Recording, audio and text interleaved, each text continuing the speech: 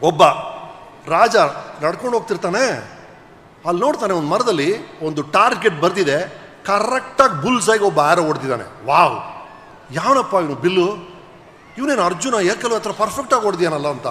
ಮುಂದೆ ಹೋದರೆ ಇನ್ನೊಂದು ಮರ, ಅದರಲ್ಲೂ ಪರ್ಫೆಕ್ಟ್ ಬುಲ್ಸೈ. 4ನೇ ಮರ, 5ನೇ ಮರ, 10 ಮರಗಳು, 10 ಮರದಲ್ಲೂ ಕರೆಕ್ಟಾಗಿ ಸೆಂಟರ್ಗೆ ಹೊಡೆದಿಯಾನೆ. ಇವನು ಯಾವನಪ್ಪ ಇವನು ಆರ್ಚರು ಅಂತ ಇವನು ಹುಡ್ಕೊಂಡು ಹೋದ್ರಂತೆ. ಕೊನೆಗೆ ಅವ್ನು ಸಿಕ್ಕದ. ಅವನು ನೋಡಿದ್ರೆ ಸಣ್ಣ ಪುಟ್ಟಿ ಒಂದು ಇಂಟ್ರೆಸ್ಟ್ ಎಲ್ಲ ಅರ್ಧ ಟೈಟ್ ಆಗಿದ್ದಾನೆ. ಇವು ಹೆಂಗಯ್ಯ ಹೊಡೆದೆ ನೀನು ಅಂದ್ರಂತೆ. ಭಾಳ ಸುಲಭ ಸರ್, ಮೊದಲು ಬಾಣ ಹೊಡೆದ್ಬಿಡ್ಬೇಕು, ಅದು ಎಲ್ಲಿ ಬೀಳುತ್ತೋ ಅದರ ಸುತ್ತ ಸರ್ಕಲ್ ಬರೆದು ಬಿಡಬೇಕು ಅಷ್ಟೇ ಅಂದಂತೆ.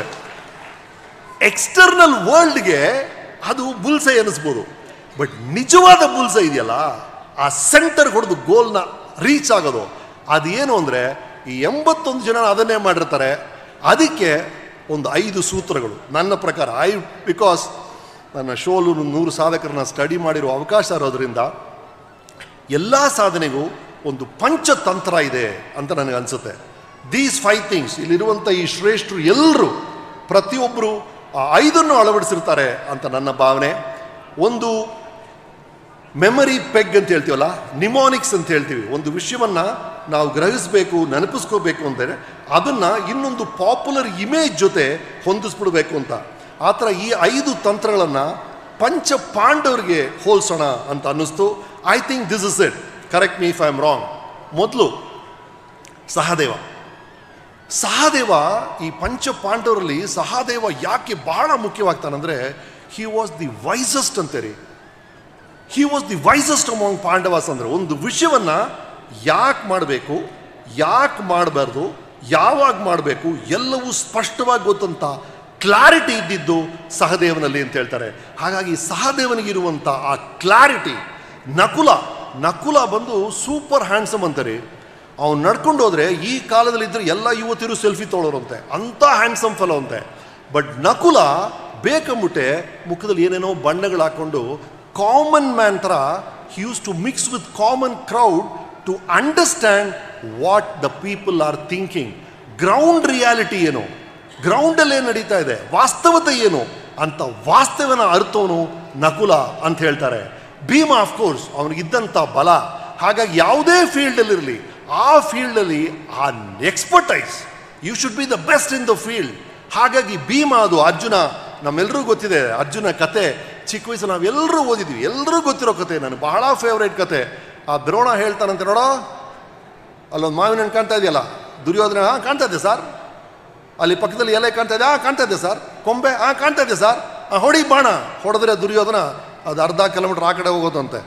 ಆಮೇಲೆ ದುಶ್ಯಾಸನ ಬರೋನು, ಏಯ್ ಹಣ್ಣು ಕಾಣ್ತಾ ಇದೆಯೇನೋ, ಕಾಣ್ತಾ ಇದೆ ಸರ್, ಎಲೆ ಸೂಪರ್, ಬ್ರಾಂಚ್ ಎಸ್ ಹೊಡೆದ್ರೆ ಅದು ಈ ಕಡೆ ಎಲ್ಲ ಹೋಗೋದಂತೆ.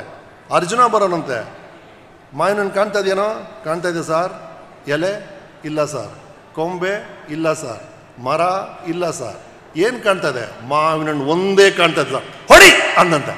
ಹೊಡೆದ್ರೆ ಬಿತ್ತಂತೆ. ಆ ಏಕಾಗ್ರತೆ, ಆ ಕಾನ್ಸಂಟ್ರೇಷನ್ ಇದೆಯಲ್ಲ towards what you are doing, ಅದು ಇವರ ರಹಸ್ಯವಾಗಿರುತ್ತೆ. ಇದೆಲ್ಲದಕ್ಕಿಂತ ಧರ್ಮರಾಯ ಮಾಡೋದು ಏನೇ ಮಾಡಿದ್ರು ಅದರಲ್ಲೊಂದು ಧರ್ಮ ಇರಬೇಕ್ರಿ. ಹಿಪೋಕ್ರಟಸ್ ಓತಲ್ಲ ಅದನ್ನೇ ಹೇಳ್ತಾರೆ, first of all do no harm.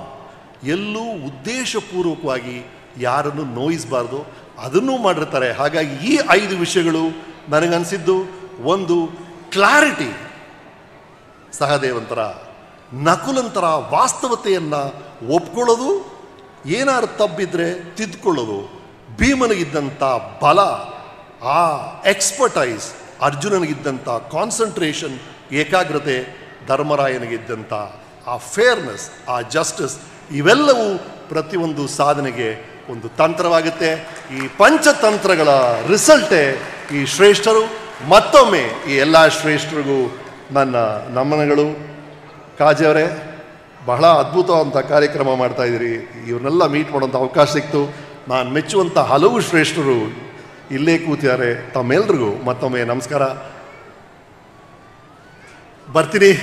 Thank you very much. ಈ ಸಾಧಕರು ಮಾತ್ರ ಅಲ್ಲ, ಹವ್ಯಕರ ನಿಮ್ಮ ಗುಂಪಿನಿಂದ ನಮ್ಮ ನಾಡಿಗೆ, ನಮ್ಮ ರಾಜ್ಯಕ್ಕೆ, ನಮ್ಮ ರಾಷ್ಟ್ರಕ್ಕೆ ಸಿಗ್ತಿರುವಂಥ ನಿಮ್ಮ ಕೊಡುಗೆಗೆ ಆ ಎಲ್ಲ ಹವ್ಯಕ ಸಾಧಕರಿಗೂ ನಮಸ್ಕಾರಗಳು.